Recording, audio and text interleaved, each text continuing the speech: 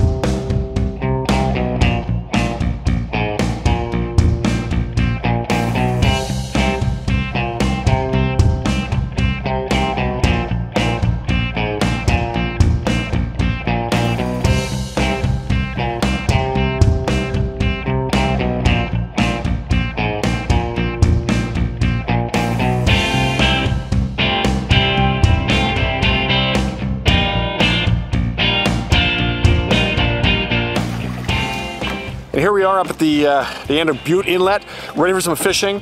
Christine is already thinking about what she's going to get. Christine, what exactly do you have in mind today for lunch, and do you think the fishermen are going to be able to collect what we need to get? I think so. I'm hoping we'll get a salmon today because we have just the dish. So for our salmon dish, we're thinking about having a Moroccan marinated seared salmon on a bed of warm asparagus salad with a little bit of wild rice. Wow, that sounds absolutely fantastic. Now the fishermen, gentlemen, do you think you're going to be able to catch some fish for the chef, or are we going to be eating seaweed? Oh, we're hungry. You got to catch. We're hungry and we're inspired. Yeah. Okay, so necessity is the mother of invention, basically. Absolutely. Yeah. Perfect. Yeah. Sandor, how's the color of the water looking today? Great, just beautiful. Okay, well stay tuned and watch what we do, watch what we eat as we start getting set up for some fishing at Bute Inlet.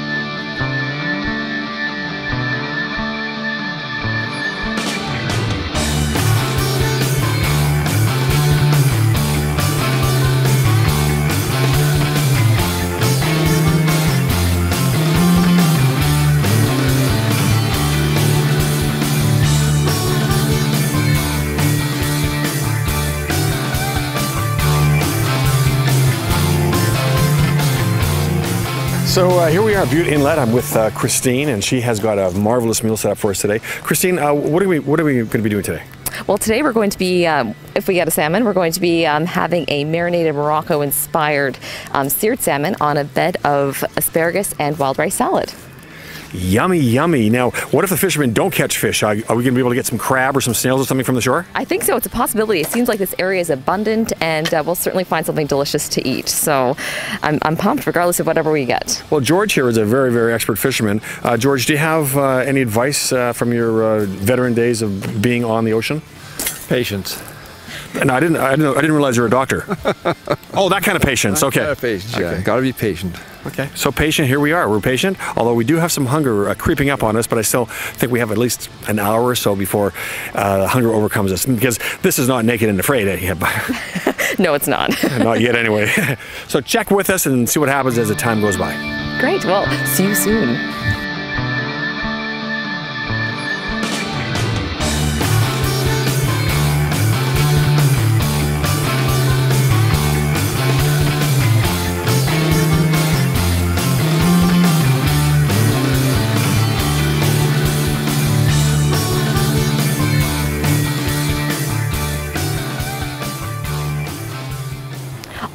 right, so we relocated all of our gear because we found this beautiful table. It's like it was calling our name. It's this gorgeous rock that we can use for our mise en place table and to prepare fish. So we came across one of these beautiful flowers. It'll be perfect for our centerpiece for our shore lunch. So it smells great too. Just adds to the ambience.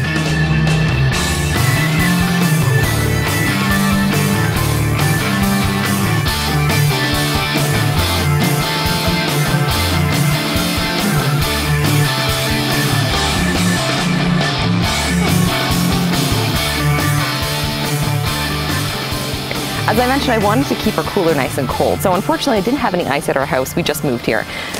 So I ended up finding this beautiful bag of green garbanzos, which are also young chickpeas. So they're delicious, high in protein. I could toss them into the salad, toss them into our main. That's also an option. So they're a great option to keep your ingredients cold, and you can also eat them. So you have to smell this. I know it's a camera, but this is our blackberry ginger limeade zinger. Long title, but simple ingredients, and that's exactly what it is. So I have my blackberries, I have my lime zest, a little bit of sugar, a touch of honey, ginger of course, and I just simmer this until a nice syrup developed. We're going to be adding this to our beverage today with a little bit of carbonated water, some ice. This is going to be awesome. Yeah. Oh, very nice. Yeah. Put that in a Manhattan. Boom, that'd be good. You got a deal. I didn't bring any alcohol with me today. I brought beer. Oh, nice. That's it. All right, let's start this fire. All right.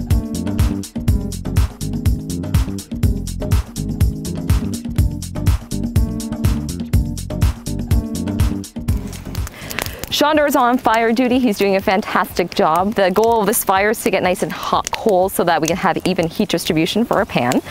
So while he's doing that, we're going to prepare a salad. This salad is great. We're using our asparagus, nice finely cut asparagus, snap peas, some wild rice, and we're going to let it marinate in the juices. So the longer it sits, the better it'll taste. So we're going to get on that right now.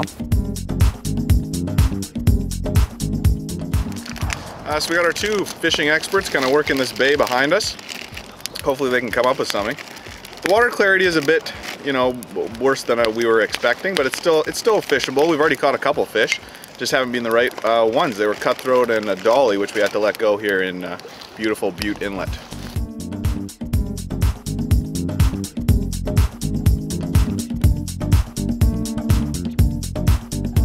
We're going to start preparing our salad, which is our asparagus, snow pea, wild rice salad. We want this to develop some flavor as our coals are getting nice and hot. So instead of bringing a whisk and all those additional contraptions on our trip today, I just decided to bring a jar so we can just use this as a whisk. So I'm going to be using, we have a lot of citrus notes in this, apple cider notes in this salad. So we're just going to have about a 1/4 cup of raw unfiltered apple cider. Has a nice tang to it. Now using this rock, we have to make sure that we're not going to dump anything over. So there's a bit of science to this. A little bit of honey for sweetness right in there, about a tablespoon's worth. Some whole grain mustard for some texture, beautiful appearance. About a tablespoon of that. Kosher salt, I added the ground black pepper right in there, so it adds a little bit of heat, a little bit of spice, and of course our virgin olive oil, or you can always add canola oil. So if you like your dressings a little bit more acidic, in this case we're going to have equal parts acid, so that's the cider vinegar, and then equal parts oil. Add it right to the jar, just like that. Close it up if you can, just to make sure that nothing spills over the edge of the rock. Okay, and we're going to, look at that, fantastic, give this a little bit of a shake. You want to make sure the honey is evenly distributed, and we have this nice little emulsion right there, ready to go for a salad.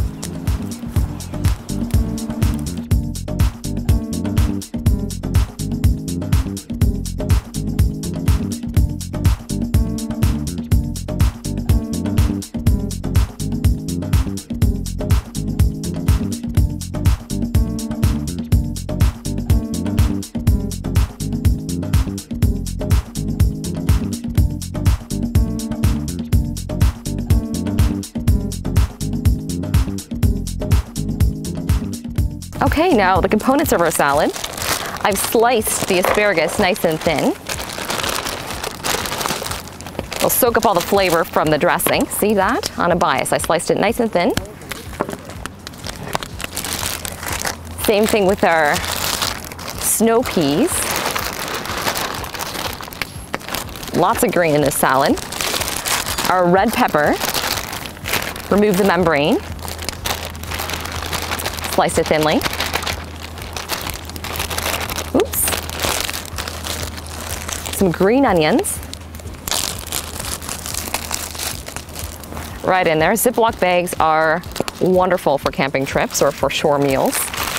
And of course our rice. So this one is going to help soak up all the flavor as well. So we have some brown rice and some wild rice all mixed up in here. I want to make sure that we get everything into the container. So before we go any further with this, I'm going to give this a quick shake. It might be a little bit too full, so I might have to stir it, not an issue.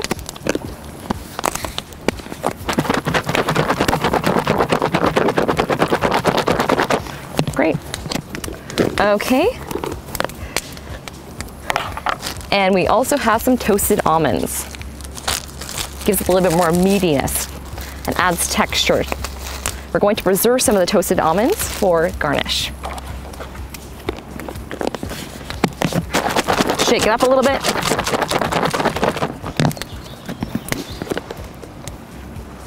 We'll do a better job. We'll mix it. And now I'm just going to add the dressing. Now this will soak up quite a bit. This salad will soak up quite a bit of the flavor. So, but for now we'll just leave it as is. Give it one more quick shake. So I use the unfiltered raw apple cider vinegar. I find it's a little bit more flavorful and kind of yeasty, adds a different element to the salad. Great, there we go, ready to go. Next up, we're preparing our marinade, our Moroccan-inspired marinade for the salmon. So first up, we're going to be using a Greek yogurt. So just about a third of a cup to half a cup worth of Greek yogurt. Cover that up. A little bit of lemon, zest and juice. Right in there. Now, as you can see, I'm using a Ziploc bag. You don't always need a bunch of containers when you're going out camping or having a shore lunch. We're going to use the lemon juice, all of it. Squeeze that right in there. Perfect. We might get some zest off of that for garnish later on.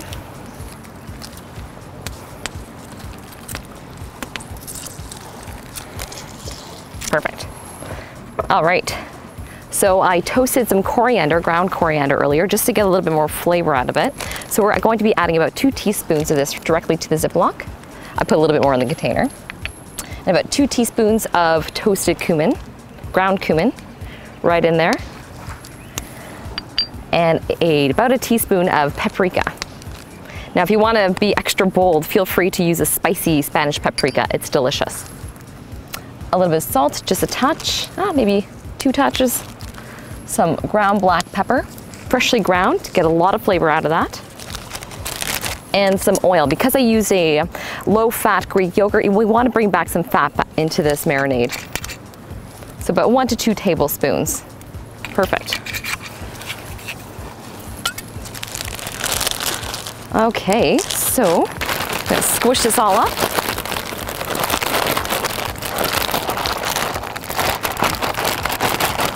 Combine all the flavors in there. Oh, spices have been mixed, and we're also going to add some garlic.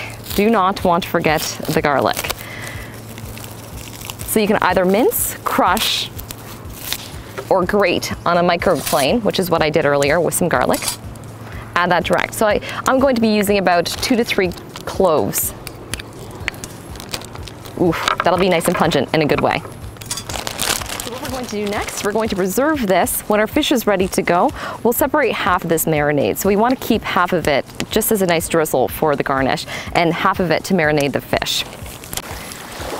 So we're just waiting on the coho salmon. We can feel it, we can smell it in the air. We're going to get some fish today. The fire is just about ready. The coals are smoldering, which will be perfect for our cast iron pan. The salad's already marinating, ready to go. The marinade, the Moroccan inspired marinade, is ready for the salmon.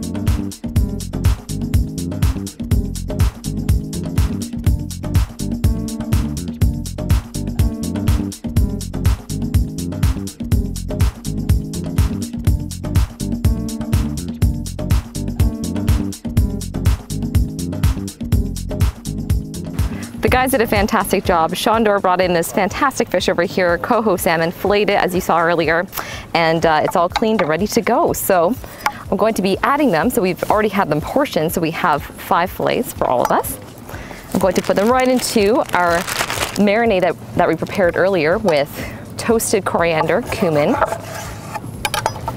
yogurt, lemon, packed full with flavor, and the marinade that we prepared earlier. Lots of spices, yogurt, lemon juice. I just add some salt to this, black pepper. Just toss it around gently. Now you can leave this in here for about 20 minutes or just about 5 minutes, absorb some of the flavor, and then take it to the grill. All right, so we're about to sear the salmon on our cast iron pan over here. Nice little griddle mark going on. We have our salad prepared, ready to go, so we can put the salmon directly on top of it. I'm just going to cover up with a nice little paper towel. All right, so the salmon still has skin on it. I have my towel just in case. What we're going to do, we're going to, with clean hands, put the skin side down. Now that is the sound you want to hear. So we want this to be nice. We have to cook it, but we don't want to overcook it. That's the important part. We still want it to be nice and juicy and tender, but cooked.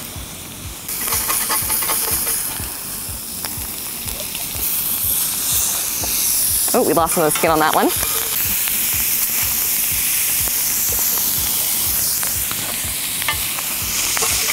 All right, so we sear the one side, the skin side down first, flipped it over. Now we're just cooking the other side through until it's just perfectly cooked. And then we're going to be transferring over to our salad, which looks like it should be fairly soon, actually right now.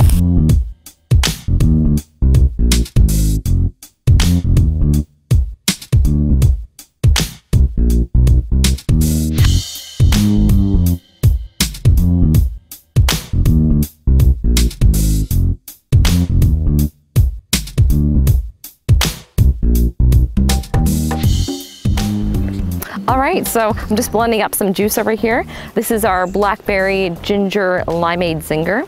What I did, as mentioned earlier, we reduced some blackberries with some lime zest, a little bit of sugar and honey, blackberries, and ginger. So reduce that, strained it out, add a little bit of carbonated water, some fresh blackberries, you're good to go. The plates are ready, we're ready to dine. The guys are going to enjoy themselves. The salmon, seared salmon on top of the warm asparagus and wild rice salad. I'm going to go prepare the dessert.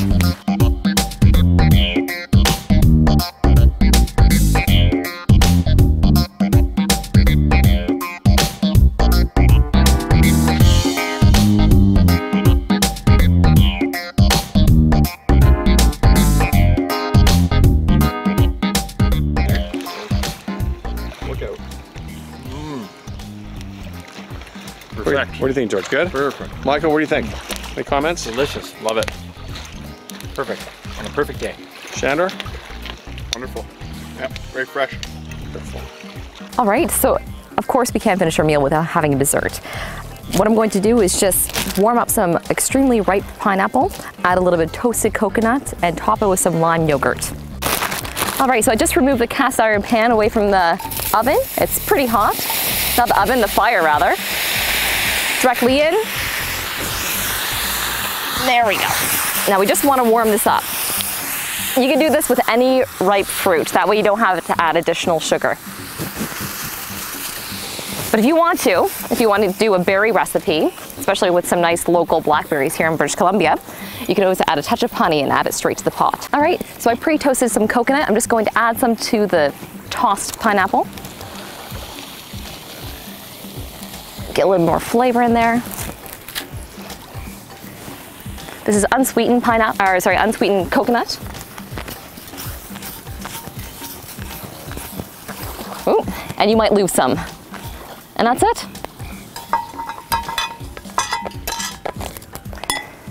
Okay, this is hot. Pineapple, coconut, ready to go, nice and warm. I'm just going, what I did earlier was I tossed some yogurt, Greek yogurt, some honey, lime juice, and zest. Goes right on top of this.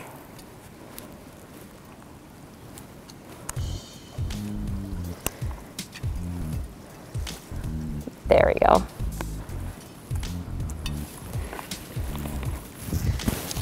A little bit of toasted coconut. And there we go, that's it. This is pretty outstanding. George, give me some of your comments on that dessert. It's a kind of a, it's not a normal sort of shore lunch fried pineapple dessert, is it? But I'll come back for more. Fantastic. Okay. Michael, do you have any comments on that dessert? What does it remind you of? It reminds me of the tropics. I feel like I'm eating on the beach or something. But wait a second, we're on the beach. There we had Moroccan salmon with fried pineapple and Greek yogurt. What a delicious feast at Bute Inlet. Now what's remarkable is the tide is starting to come back in and we're being forced out of our beach. The weather started getting rough. The tiny ship was tossed. It's a fairy tale or something, I think, but oh wait, I think Gilligan's right here. We're ready. Christine, that was fantastic, and did you come across any challenges that were different here compared to other locations? I guess just making sure that the pan had even heat distribution was probably the biggest challenge, and of course the tide. As you can see, we're now being kicked out of the area, but other than that, it was a beautiful day. Now what about the pineapple? There was no butter in that? Why didn't that pineapple stick? You know, it was a hot pan. I used cast iron. I took the pan away from the fire just to allow the pineapple to get in there, and just sauteed it and just kept on going. So no fat, I just had a nice ripe pineapple. And that's the key, you know, if you're going to saute vegetables, if you're going to add a little bit of heat to it, you want to caramelize those sugars and make a lot of flavors happen in there. All I can say is fantastic. My tummy feels great. My palate feels great. Another fantastic meal at Bute Inlet.